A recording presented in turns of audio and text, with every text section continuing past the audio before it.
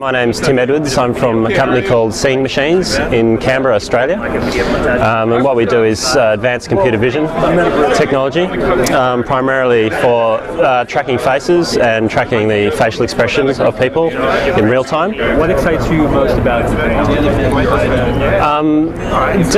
I think there's going to be a sort of a step up this year, sometime in the social aspects of metaverses. At the moment, I think they're a little nichey, and it takes a certain type of person to really get involved. But for the bigger public to really start becoming involved, I think they need to have a more direct, immediate immersion.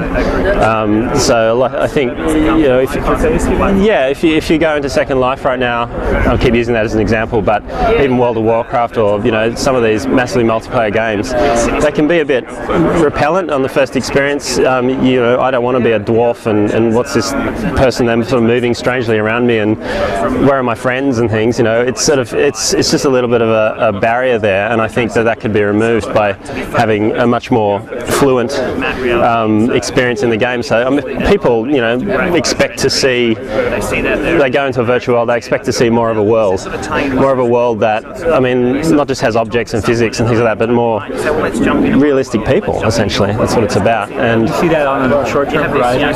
I do, because we've spent, I think now, 8 years working on this technology, and it's a very difficult problem to solve from a monocular viewpoint, a single viewpoint to capture 3D data without any kind of cheating like structured lighting or infrared illumination or special apparatus. People only have a simple webcam in their laptop or on their computer, so that's the only sensor you've got to work with to capture this information. And if you want to, there are technologies out there now that let you maybe take a photo of your face and then you can sort of stitch it onto your avatar, but that's an involved setup process that a lot of people won't be prepared to go through. It just needs to be automatic. Right. There's a lot of creativity. What concerns do you have about the technology? About the technology that we're producing, or about metaverse stuff? In general, yeah. Well, none really. I think it's fantastic. I think it's the future of business, future of can really help with reducing travel, and it's really good for the planet, really. I think metaverse stuff is the way to go. What do you think might be the most surprising impact of the technology 10 years from now? Oh, gee, I haven't thought about it too hard.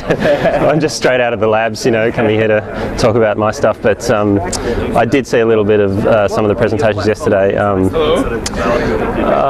I think deeper immersion, and you're going to get that user content coming into these environments, and it's going to keep escalating, and you're going to get emergent sort of properties in these online worlds that I think are going to create new niches in business. It starts in games, and we've obviously seen with Second Life that it can become a lot more than that. And I think it's in kind of a Cambrian explosion of evolutionary sort of behaviours right now, and from that you're going to see a few things rising up. And I think collaborative business environments are quite exciting. And I don't think people really understand yet how those environments will really work, but those are the sort of things that will start to crystallise this year, hopefully. But in 10 years? No, I'm a technologist. I don't think more than 1 year in advance, because it's my job to be kind of realistic. So, get the futurist types, and that's their role, and I don't really play that game. Last question. What barriers will metaverse technology never overcome? Well, touch, maybe. I think that's a tough one. Even with advanced haptic devices? I think, with maybe some sort of neural connection or something.